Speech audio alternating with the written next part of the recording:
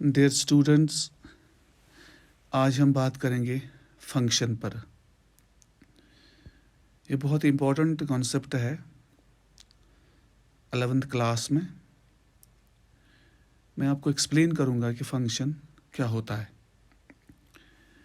Late A and B are two non-empty sets, then a relation on F from set A to set B is said to be a function if every element of set A is uniquely related with the elements of set B। मैं आपको समझाऊंगा अब। ये जो function होती है ये हम हमेशा डिफाइन करते हैं बिटवीन द टू सेट्स, चाहे वो सेम सेट्स हो या डिफरेंट सेट्स हो, मगर दोनों सेट्स क्या होने चाहिए? Non empty. कोई ना कोई एलिमेंट होना चाहिए दोनों सेट्स में। तो फंक्शन कब होती है? जब ए के एलिमेंट्स बी के एलिमेंट्स के साथ रिलेट होते हैं। मगर एक बात इंपॉर्टेंट याद रखनी है, जो भी ए के एलिमेंट्स हैं वो पूरे के पूरे जितने भी एलिमेंट्स ए में होते हैं उनकी यूनिक इमेज होनी चाहिए, वो यूनिकली रिलेटेड होने चाहिए बी के एलिमेंट्स के साथ। इसका मतलब है कि कोई भी एलिमेंट ए का नहीं होना चाहिए ऐसा जिसके दो इमेजेस जो दो एलिमेंट्स के साथ रिलेट होगा बी में, वो नहीं होना चाहिए। Every element should be uniquely related with the elements of set B. और हम क्या लिखते हैं? And we write f from A to B. ये सिंबल है function from A to B. That is every element of set A has a unique image in set B। यही मैंने कहा है आपको कि हर कोई एलिमेंट जो सेट A का है उसकी एक ही इमेज होती है, यूनिक इमेज होती है सेट B में।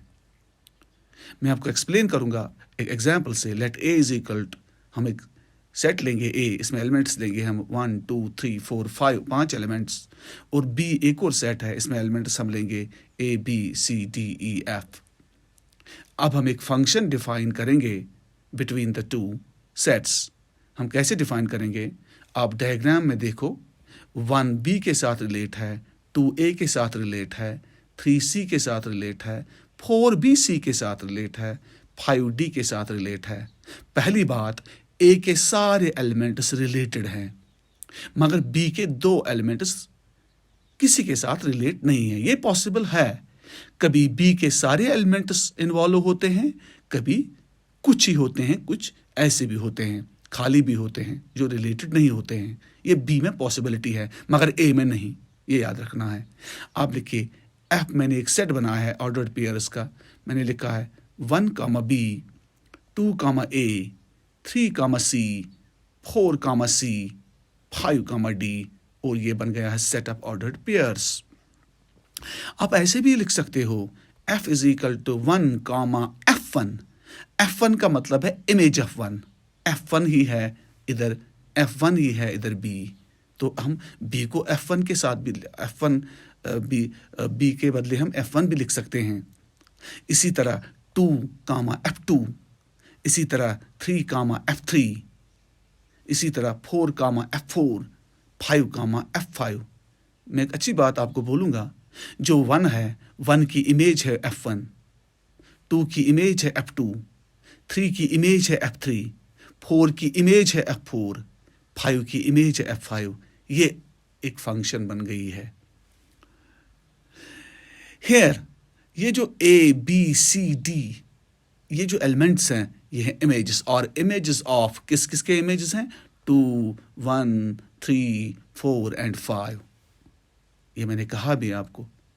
वी नोट, हम नोट करेंगे, if f from x to y is a function.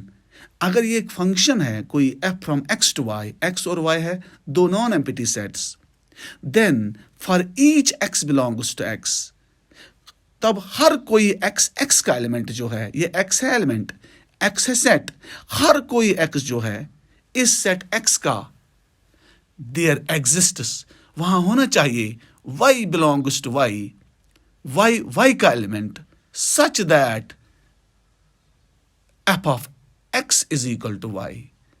यही है फंक्शन की डेफिनेशन।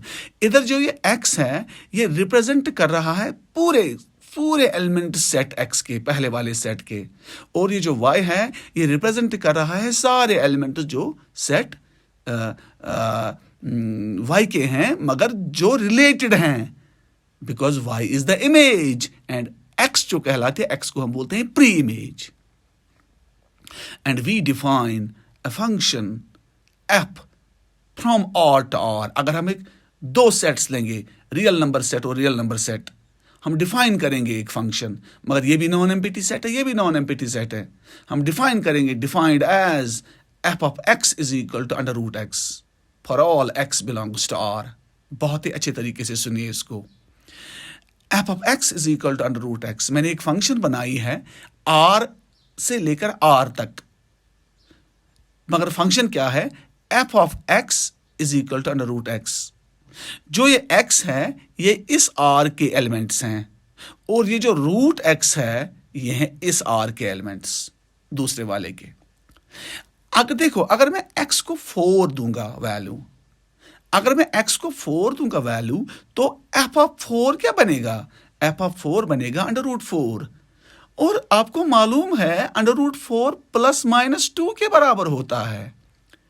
2 स्क्वायर भी है 2 स्क्वायर भी है 4, और माइनस 2 का होल स्क्वायर भी है 4।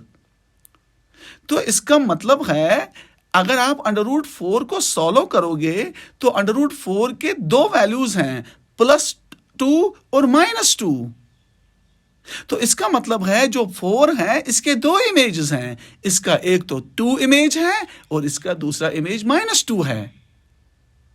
तो जब 4 के दो इमेजेस हैं, 4 is related with 2 and minus 2, hence it is not a function. ये फंक्शन नहीं है क्योंकि इसमें इस एलिमेंट के दो इमेजेस आ गए।